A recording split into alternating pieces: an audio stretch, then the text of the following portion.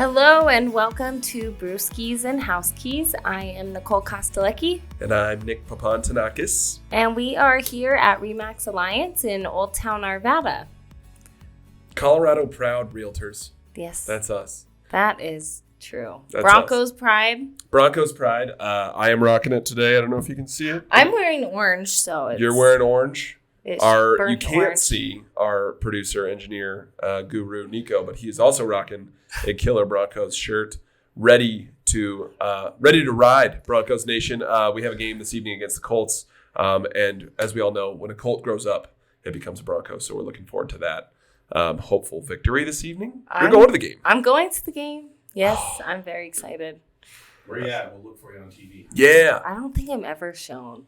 I'm up in the club level area. One of those fancy boxes. Are you in Peyton Manning's box, or is it the one next door? Can't remember. Next door, actually. But yeah, no. But we always try and get on the big screen. And in however long we've had these tickets, we have not succeeded at all. I find that very hard to believe. Not wild enough then. Okay, I don't. Depends I also on find the that day. hard to Depends believe. on So, how much alcohol we have. Yes. Given the Brewskis and Housekeys behavior that we know and love from us anyway. Yeah. Well, so hopefully I'm it's a excited. good game. It's been an interesting start to the season. It has been. Interesting's a nice word, I think. But I think we're doing okay. It's not terrible. Not great. It's a squeaker.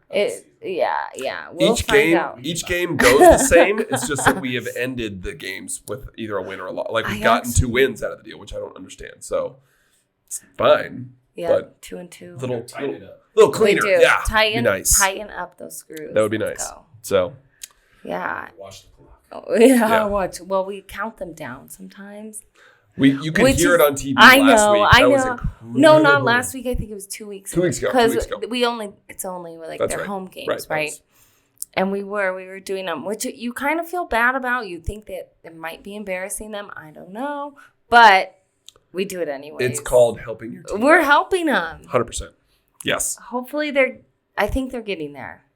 I am a believer, and I've been a believer since I was born. So I'm just going to continue to believe. Same. That's just the way.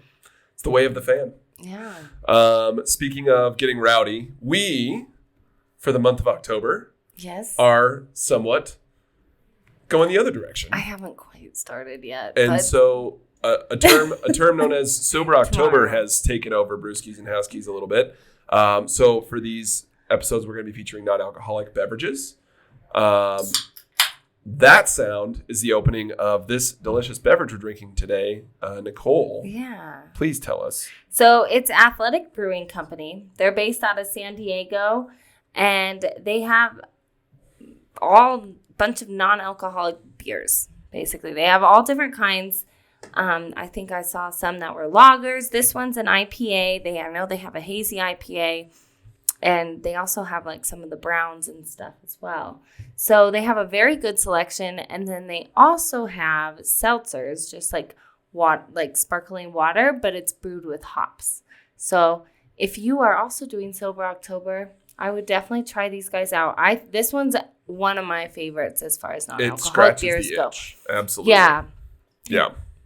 And this was inspired partially, if you listened to last week's episode, we talked a little bit about, we all had a little time that we took vacations, and one of which was our producer Nico going to the home of bourbon whiskey in Kentucky, and subsequently, I don't know if this was planned or not, decided to do Sober October after that. So, but we all kind of decided it's been busy. We'll take the podcast that direction for a month. Why not? You know? I think it's a good idea. Yeah. It's not in Colorado. That's all right. We love San Diego. We do love San Diego. I was just there. You were just there. I lived there for 5 years. I mean, there's reasons. There's reasons that we've got this one. There's totally. Yeah. Worth checking out. Probably one of the easiest ones to find in your local liquor store. Especially cold. That's true. Yeah. Which is important. So I would try it. I mean, it's nice. You can taste the hops in it. It tastes like an IPA. It does have the IPA taste. Yeah. It's got a little bitterness on it. It's easy drinking. But it's, less than their thing says less than 0.5% alcohol by volume. Right. So that's a win. And it's only 65 calories. Boom. If you're Watching counting. that figure. Perfect. That's actually pretty good. We've actually been drinking a lot more of these at my house anyway. So it'll be fun to kind of bring some of the other options around the next few weeks too to sample those. But yeah. You are missing like the good alcoholic taste after. And you said it doesn't effects. quite quench my thirst as much as a real IPA would. But you said it's good. I love it. You like it. I absolutely love it. I think it's good. The nice thing about it is I'm less likely to drink a bunch of these because I'm not starting to feel loose after one or two. And that, like when I start feeling real good after one or two, that's when I'm like, I'll have another one. All right, let's keep it yeah. going. Yeah. Yeah, no, I see that. So yeah, I mean that's the other good part about these. They kind of scratch that itch, but then you're like, okay, I'll good. have some tea. There you go. And then go to bed. Yeah, absolutely. At 9. Absolutely. That's you. You just described my whole evening every evening. So there it is. So this week, you guys are getting the pleasure of the market update. So our month of September just came to a close, and Denver Metro Association of Realtors put out the numbers for the month of September. So we are going to share all kinds of good stuff with y'all. And if you've listened to these before, pretty similar format. We're going to dive into kind of the numbers you can expect or could have expected from the month of September on average home price, number of days on the market, all that good stuff. So first things first, overall, all residential, attached, and detached, our median home price for the month of September was $580,000. Median means right smack dab in the middle. That is hard. That's almost the exact same number as August. I think it was $579,000. So we're talking just slightly under 1% increase from the previous month. Average home price in the Denver metro area was $671,000, which is an increase from August as well. But we look at median to be more realistic for the whole market. Mm-hmm. And then breaking that out a little bit, detached versus attached. Detached homes actually had a decrease in the median price, which is nice for people, seeing those price drops happen. Went down to $632,000. That's 2% down from August. And then the overall Denver metro area average price was at $745,000, which is still, just it's an interesting number to to try and wrap your head around a little bit there. And then for attached, that price actually increased. That median price went up to $410,000, which is an almost 3% increase from the previous month. So that kind of makes sense if you think about it, just because people's buying power is going down with the interest rates. And so I have noticed with some of my buyers kind of looking at more attached homes as opposed to detached. So it makes sense that there's maybe a little bit more competition and that price is going up. I could not agree more. I think we had a stretch of time where rates were so low that we were just talking to another agent that works out of one of our offices about this, that first-time home buyer skipped the condo to townhome to single-family home move. They jumped straight to single-family home, which is great for them because they were able to get in. But that is not as easily available now for some of those people. So I think you're right. I think that really does affect that. That makes sense. We are, seeing those prices continue to be dropped kind of across the board, not just in Colorado, but definitely in the Denver metro area. Being able to see so many homes slashing prices. And overall, we are up 9.43% compared to a year ago. So, prices have increased overall. Right, year over year. And, what that means for current homeowners is their equity is increased, even with things fluctuating and kind of shifting or having been shifted the way they have. Right. So.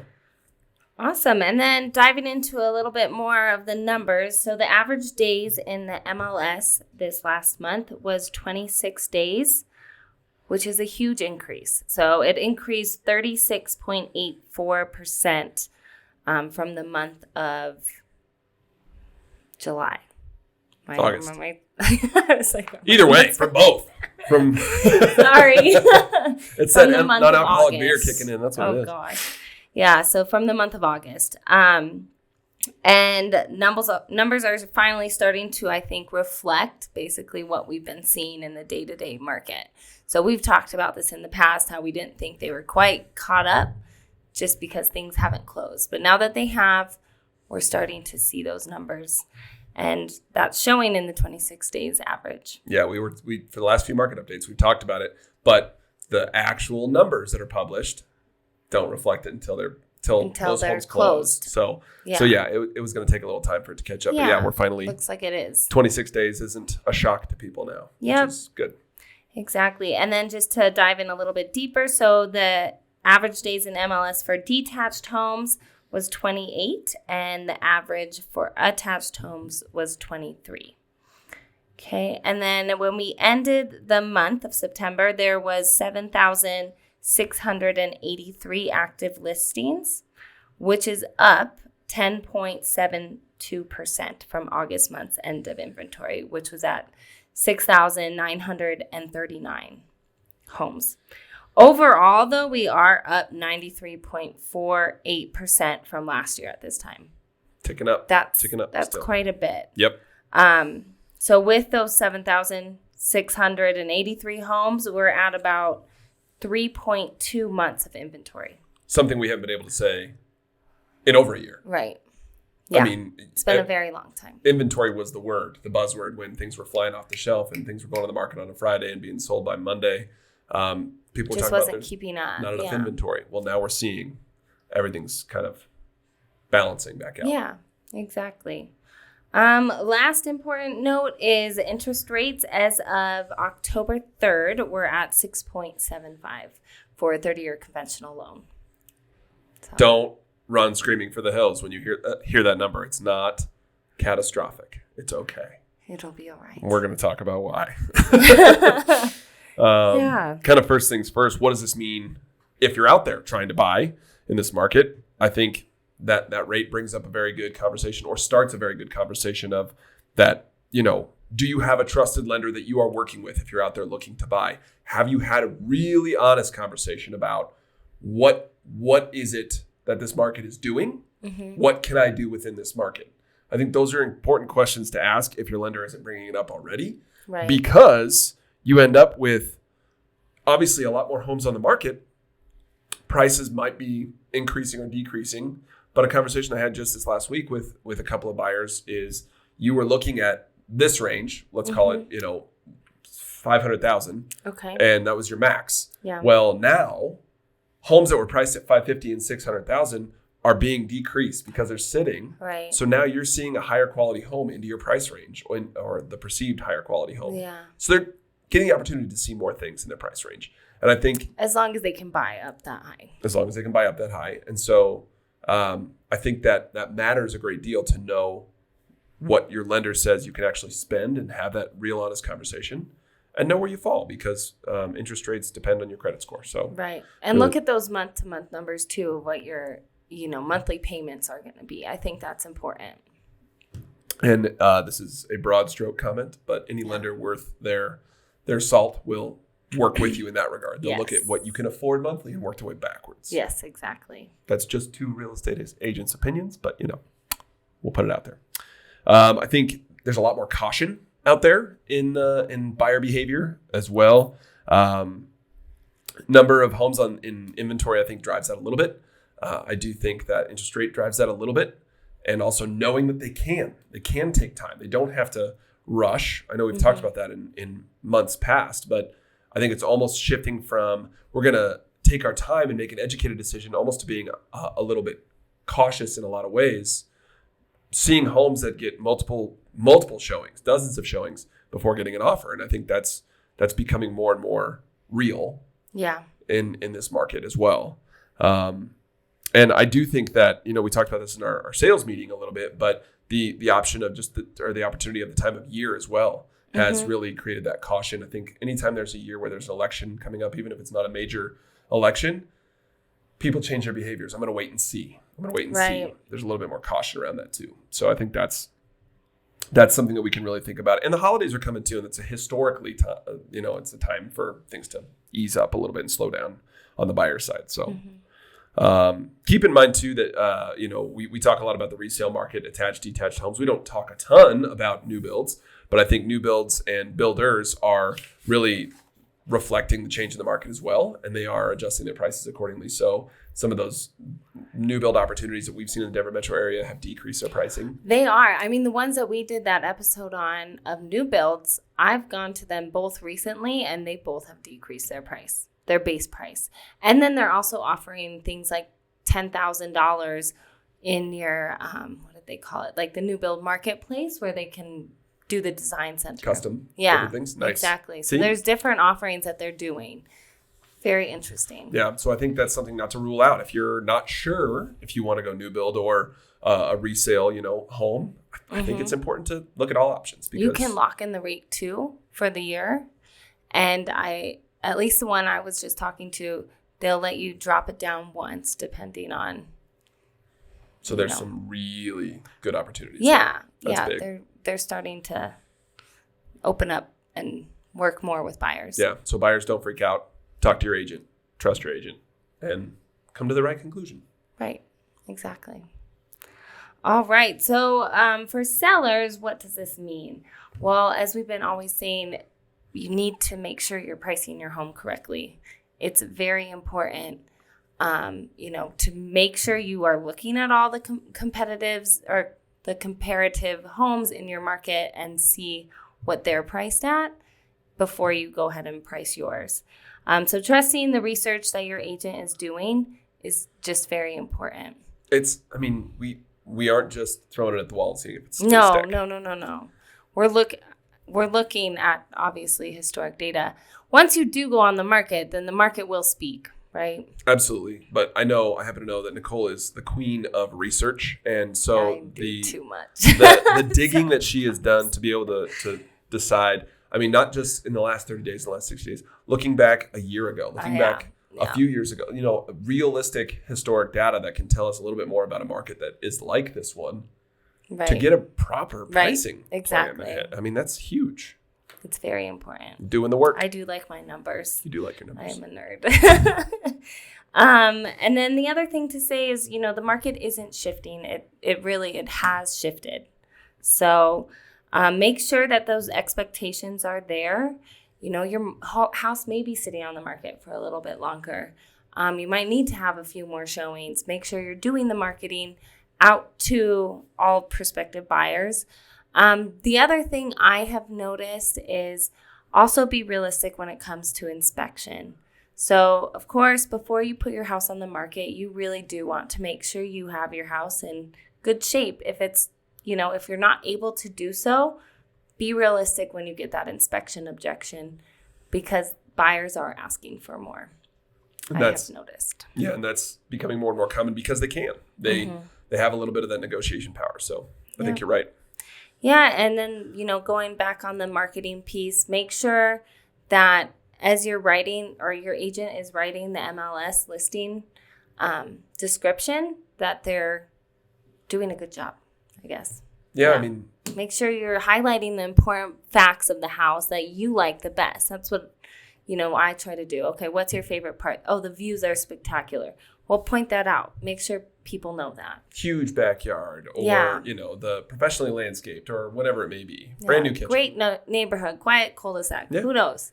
So Those highlight your important things. You got to let the photographer know, too.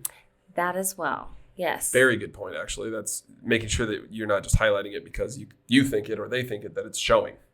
Yeah. Yeah. So if you didn't hear him, Nico said to make sure the photographer knows so that they can show it in the pictures as well. Because let's be honest, people like to look at the pictures more than read, I think. Absolutely. Absolutely. That is so true. It's so true. It is. Sometimes all the more reason why a professional photographer is important too, and right. not slapping up cell phone your pictures. cell There's phone no. pictures. I haven't seen quite as many these I know. days. I think people are taking why. the time. So They're taking the time. yeah. So I think outside of that, looking at just, overall different markets. Last month we talked about different price range markets, the luxury market, the premier market, and different things like that. So those were different windows of price ranges.